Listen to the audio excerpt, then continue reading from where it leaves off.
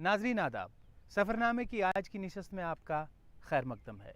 हिंदुस्तान एक तारीखी अहमियत का हामिल है और साथ ही आज के जदीद दौर में मुल्क ने जदीद साइंसी और तरक्की की वजह से बहुत ही अहमियत हासिल की है। जहां ये अजीम मुल्क अपने हसीन व पुरवकार माजी को अपने में संजोए आगे बढ़ रहा है, वहीं ये आज अपने आप को जदीद तरक्की याफ्ता सांचे में ढालने में भी कामयाब हो रहा है।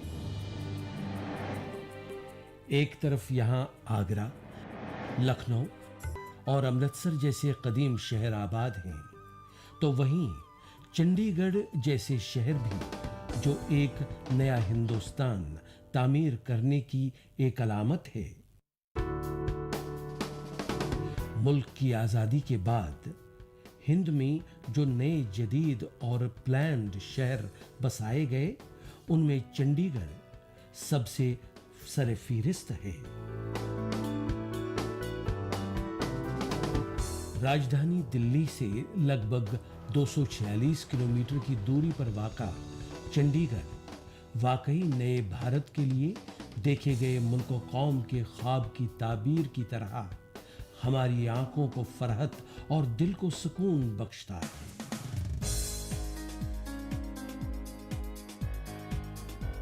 आज चंडीगढ़ शुमाली हिंदुस्तान की दो अहम रियासतों पंजाब और हरियाणा की मुश्तरका राजधानी बना हुआ है, जबकि खुद इस वसीओ अरीज शहर का निजाम एक यूनियन टेरिटरी होने के नाते मरकजी हुकूमत के हाथों में है, जिसकी तर्जुमानी यहां का लेफ्टिनेंट गवर्नर करता है।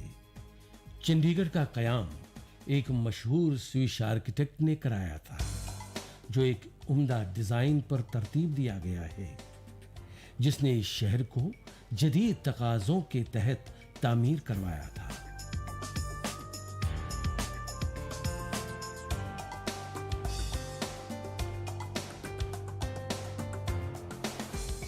आज भी इस शहर का फैलाव व तामीर व तजदीद उस रफ्तार से जारी है, और जहां उसके हदूद एक तरफ से पंजाब हिमाचल से मिलते हैं, वहीं दूसरी तरफ से ये हरियाणा से मिला हुआ है। चंडीगढ़ को मुल्क का पहला कारपोरेट दारुल खिलाफा भी कहा जाता है, और आज भी चंडीगढ़ में लगभग तमाम मुल्की गैर मुल्की कंपनियों का भारतीय हेडक्वार्टर है। प्राइवेट सेक्टर के कारपोरेट हाउसेस का मरकज होने के अलावा चंडीगढ़ में पंजाब व हरियाणा दोनों रियासतों के सरकारी दफातर और सेक्रेटेरिएट भी वाक़ा हैं। इसके अलावा भारत सरकार के लगभग सारे महकमों के शुमाली खित्ते के दफातर व हेडक्वार्टर भी चंडीगढ़ में ही कायम किए गए हैं, जिसकी वजह से चंडीगढ़ को और भी अहमियत हासिल हो गई है।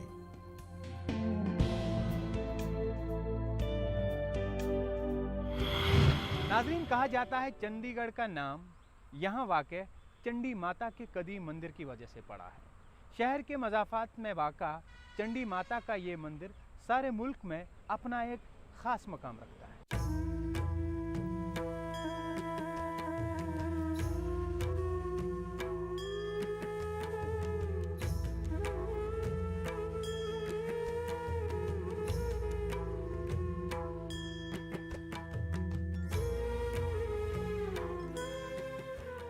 चंडी माता का मंदिर ये बहुत पुराना मंदिर है। ये शक्तिपीठ में आता है। यहाँ पे चंडी माता ने महिषासुर राक्षस का वध किया था। ये महिषासुर मर्दिनी का मंदिर माना जाता है। यहाँ पे पांडव आए थे, पांडवों ने यहाँ पे तपस्या की अज्ञातवास में, और इसी के नाम से चंडीगढ़ बनाया गया।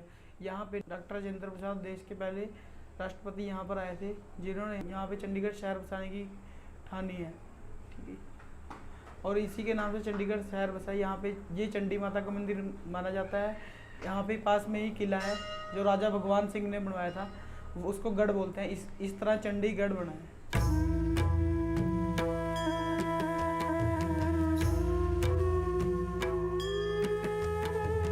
चंडीगढ़ और उसके पास जो मजहबी एतबार से अहम मकामात वाक़ा हैं, उनमें बहुत से गुरुद्वारे भी शामिल हैं, जिनमें अम्ब साहब गुरुद्वारा अपने में एक खास मकाम रखता है। बनवारिया कृपा कर बनवारिया कृपा कर बनवारिया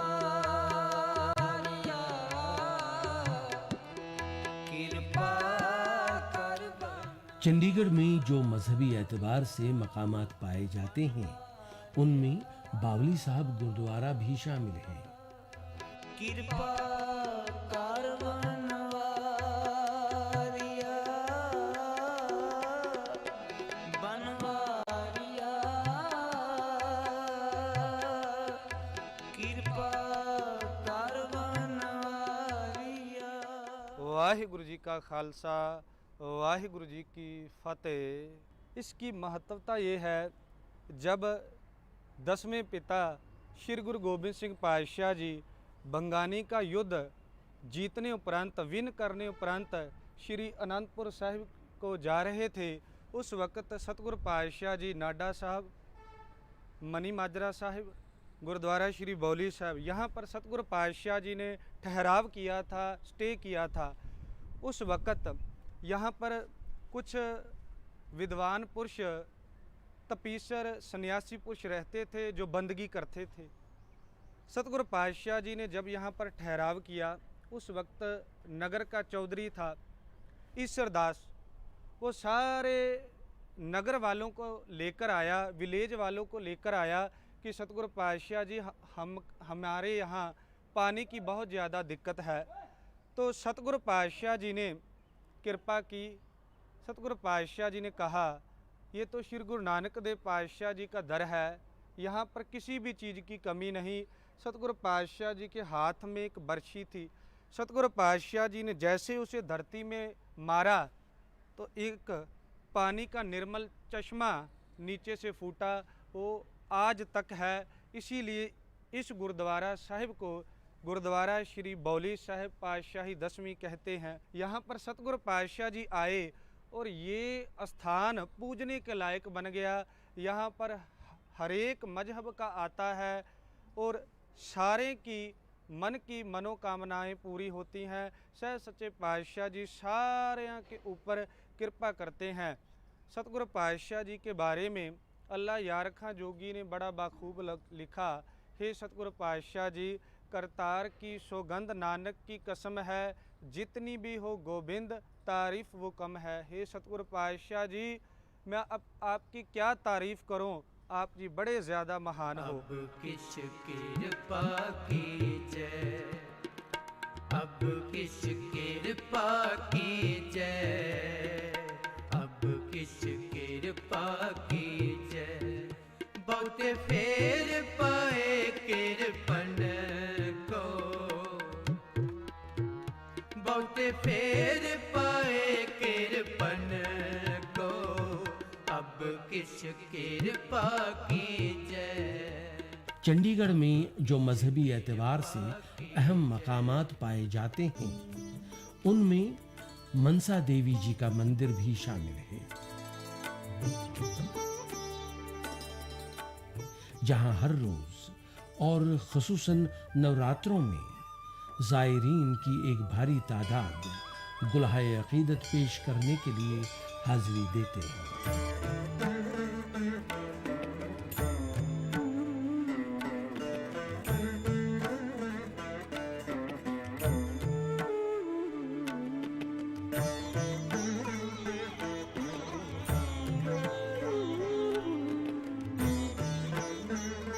बहुत ही अच्छा मंदिर है और धार्मिक स्थल है। यहाँ लोग आते हैं और उनकी मनोकामनाएं पूरी होती हैं, तो काफ़ी अच्छा जगह है और लोग काफ़ी आनंदित महसूस करते हैं। तो आके काफ़ी खुशी महसूस हुई। हम दिल्ली से आए हैं और काफ़ी अच्छा लग रहा है, मौसम भी काफ़ी अच्छा है और काफ़ी मज़ा आया। तो आगे भी आएंगे और काफ़ी अच्छा महसूस हो रहा है।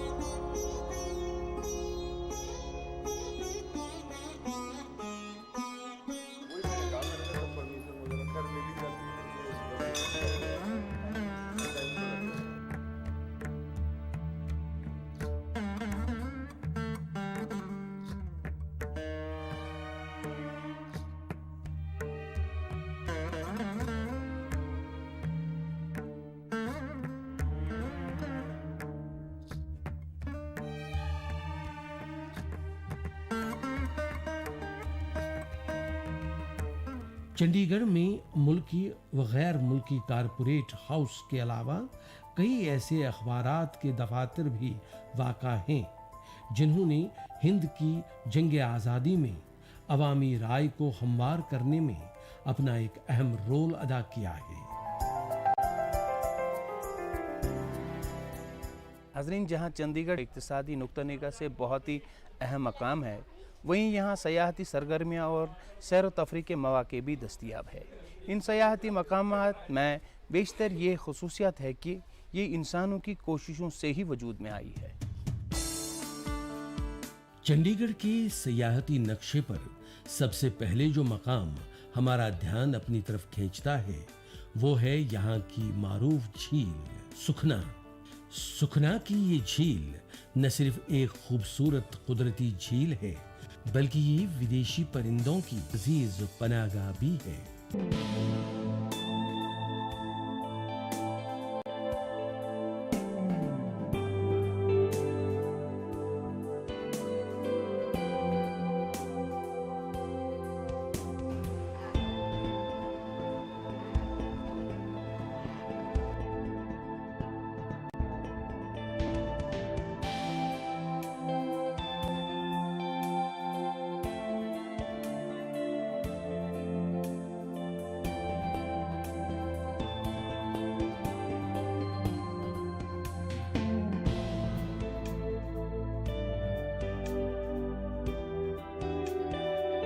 सर ये यहाँ पे इस चीज़ का नाम सुखना झील है। यहाँ पे लोग घूमने आते हैं और हम भी घूमने आए हैं, तो यहाँ पे आके बहुत अच्छा लगता है। तो यहाँ पे पेंटिंग्स बहुत अच्छी बनती हैं। तो मैंने अभी किसी से अपना पेंटिंग्स बनवाया। तो जो ये झील है ये बहुत अच्छी झील है। यहाँ पे बोटिंग करने का बहुत मज़ा आता है। अच्छा, गवर्नमेंट ने इसको बहुत साफ़ सुथरा किया है, तो लेकिन हम इसको और साफ़ सुथरा कर सकते हैं। यहाँ पर गवर्नमेंट ने मनोरंजन के लिए बोटिंग, खाने पीने के लिए सामान, बच्चों के लिए झूले आदि बहुत कुछ लगाया हुआ है। तो हम इसमें और डेवलपमेंट कर सकते हैं।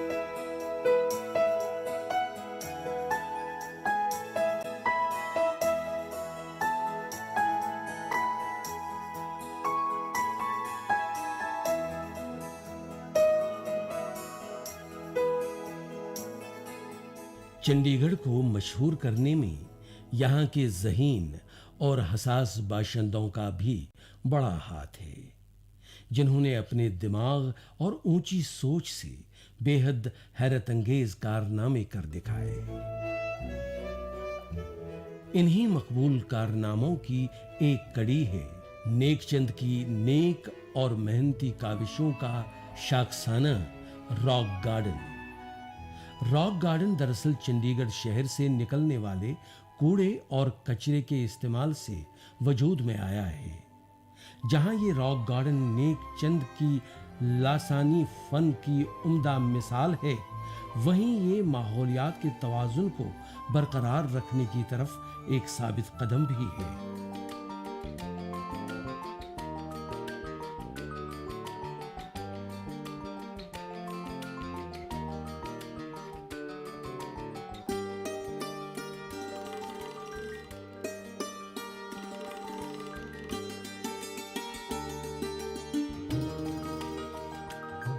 ये गवर्नमेंट की ज़मीन थी जी सारी। मैं पीडब्ल्यूडी में नौकरी करता था, तो नौकरी करते मुझे पता था इस जगह पे, और पीडब्ल्यूडी की हुआ करती थी खाली जगह जितनी होती है।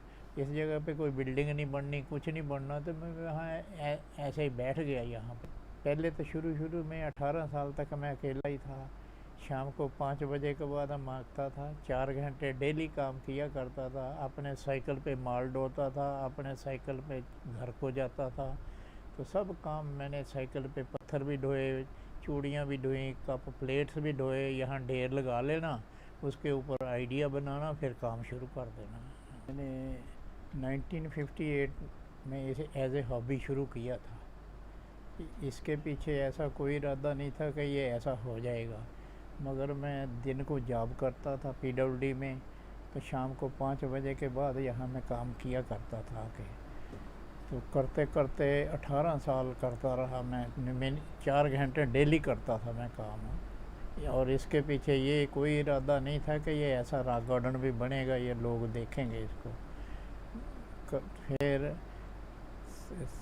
सरकार को पता लग गया, इन्होंने देखा तो इनको पसंद आ गया, इन्होंने रिकॉग्नाइज़ कर लिया इसको। फिर 76 में पब्लिक के लिए खोल दिया गया। मुझे पद्मश्री मिला जी। उस वक्त तो इंदिरा गांधी जी थे प्राइम मिनिस्टर। फिर उसके बाद और बड़े बाहर से बड़े अवार्ड मिले। सबसे पहले मुझे पेरिस में गया, वहाँ की कंट्री ने 1980 की बात है। फिर जर्मन, स्पेन, नेकचंद फाउंडेशन बनी हुई है अमेरिका में भी, लंदन में भी। तो ये अवार्ड ही हैं सारे।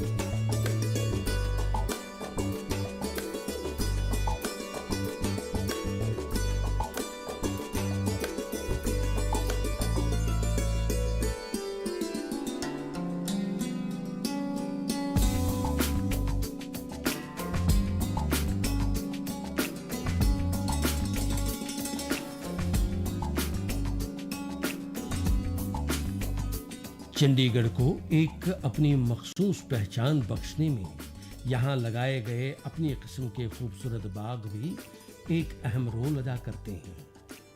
इन दीदा ज़ेब और नादिर बागात में से एक है चंडीगढ़ का बॉटनिकल गार्डन, जो शुमाली हिंद का सबसे अच्छा और वसी तरीन बाग है। चंडीगढ़ यूं तो एक मॉडर्न शहर है, जिसको यूरोप के किसी भी अच्छे शहर से मुआजना करके जांचा परखा जा सकता है। इसमें दुनिया के मशहूर अच्छे शहरों के वो तमाम औसाफ मौजूद हैं जो इसको हिंद के अव्वल दर्जे के शहरों की सिफ में खड़ा करते हैं। इस जदीदियत में भी ये शहर अपने हसास होने का एतराफ़ करता है, जिसकी एक दीदा ज़ेब और महकती हुई अलामत है यहाँ का रोज़ गार्डन।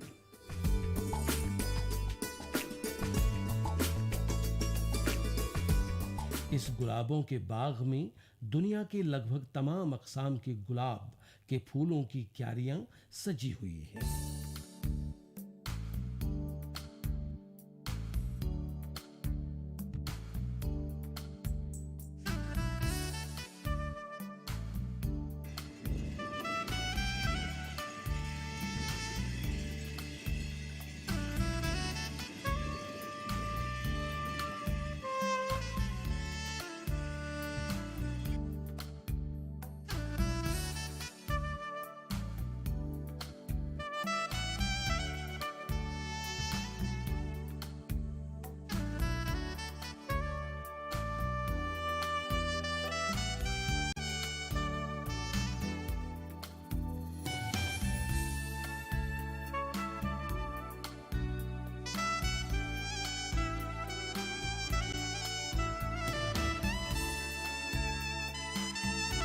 चंडीगढ़ को अगर बागों का शहर भी कहा जाए तो कोई मुबालगा नहीं होगा, क्योंकि यहाँ ऐसे कई अपनी किस्म के वाहिद बाग लगाए गए हैं जिनका दुनिया में कोई सानी नहीं है। इन्हीं नादिर बागात की कड़ी में एक और नाम है गार्डन ऑफ फ्रेग्रेंस, यानी खुशबुओं का बाग, जिसमें तरह तरह के खुशबू वाले पेड़ पौधे लगे हुए हैं।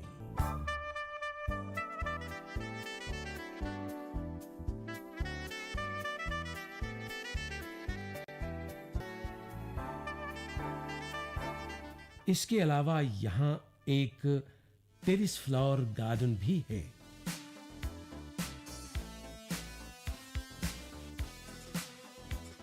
जिसमें एक मखसूस अंदाज में मरहलों में फूलों के पेड़ सजे हुए हैं।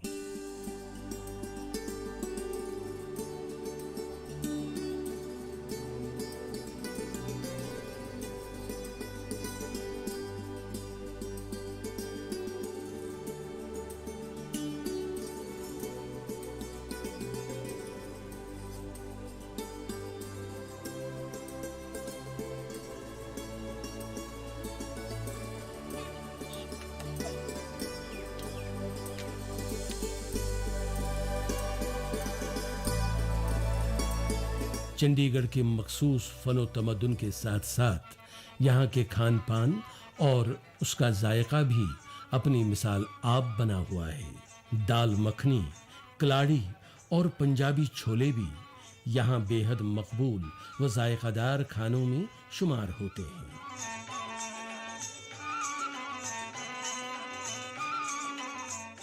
पालक पनीर व बाजरे की रोटी भी चंडीगढ़ की बेहतरीन ज़ियाफ़तों में शुमार होती है।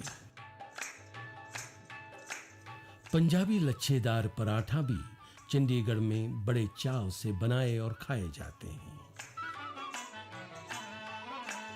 इसके अलावा चंडीगढ़ का चिकन टिक्का और अमृतसरी मछली भी यहाँ के खास जायकेदार ज़ियाफ़तों में शुमार होती है।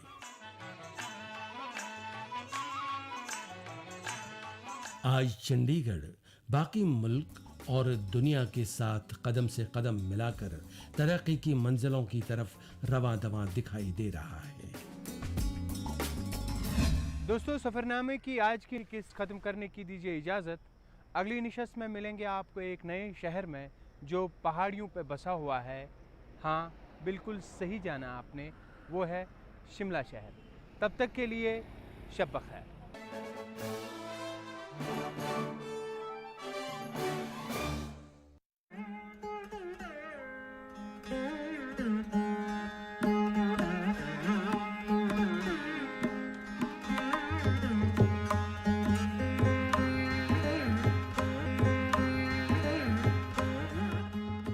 जनूबी हिंदुस्तान के सूबा तमिलनाडु में तंजौर के मुकाम पर हिंदुस्तानी क्लासिकी मुसव्विरी की एक अजीम रिवायत मिलती है। इसे फन की जबान में तंजौर पेंटिंग के नाम से जाना जाता है।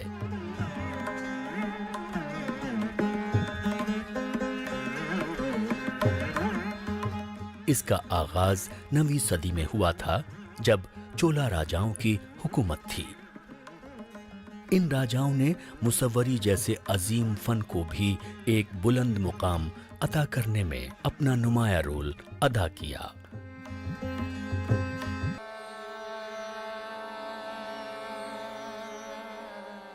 ये मुसव्वरी अपने बेपनाह कशिश, रंगों की खूबसूरत आमेजिश और बारीक जज्बात के लिए जानी जाती है। इनमें जिन मौज़ूआत को जगह दी गई है उसका ताल्लुक हिंदू देवी देवताओं से है। जिन मनाजिर ने इनकी मुसव्वरी में मरकजी हैसियत हासिल की है वो हिंदू मजहबी किताबें हैं। देवी देवताओं की ये तस्वीरें और मजहबी किताबों से लिए गए इन अहम किस्सों को मुसव्विरों ने बड़ी खुश असलूबी के साथ अपने फन में जगह दी।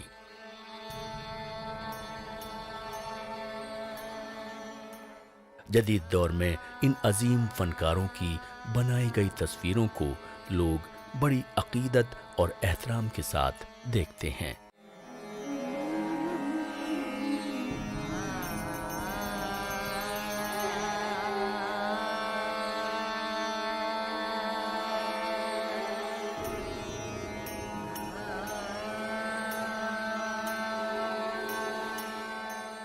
खासकर अहम समाजी तकरीबात और शादी ब्याह की रस्मों के वक्त इन तस्वीरों का इस्तेमाल कार्डों और सोविनर पर करते हैं। इसके लिए एक मुसव्विर को कई मराहिल से गुजरना पड़ता है। सबसे पहले किसी कागज या कपड़े पर बेस तैयार किया जाता है और इस पर इब्तदाई स्केच बनाया जाता है। ये बेस लकड़ी के तख्तों पर कपड़े चिपकाकर तैयार किया जाता है। फिर इस पर चॉक पाउडर या जिंक ऑक्साइड को पानी में घुलने वाली गोंद के साथ मिलाकर इस बेस पर इस्तेमाल किया जाता है। इस बेस को मुलायम और चिकना बनाने के लिए कई बार किसी चीज से इस पर रगड़ा भी जाता है ताकि इसकी सतह बिल्कुल साफ हो जाए। फिर इसका अगला मरहला इस पर ड्राइंग बनाने का होता है। इस तस्वीर को सजाने के लिए ज़ेवरात और कीमती पत्थरों का इस्तेमाल करते हैं। इसमें मजीद खूबसूरती पैदा करने के लिए झालर भी लगा दिए जाते हैं। पेंटिंग के सबसे ऊपरी सिरे पर सोने की बारीक परत चढ़ा दी जाती है। और आखिर में पेंटिंग में इस्तेमाल किए गए रंगों को निखारने के लिए डाई का इस्तेमाल किया जाता है। इतने किरदार निभाते हुए थक जाती हूँ, जिंदगी तुझको मनाते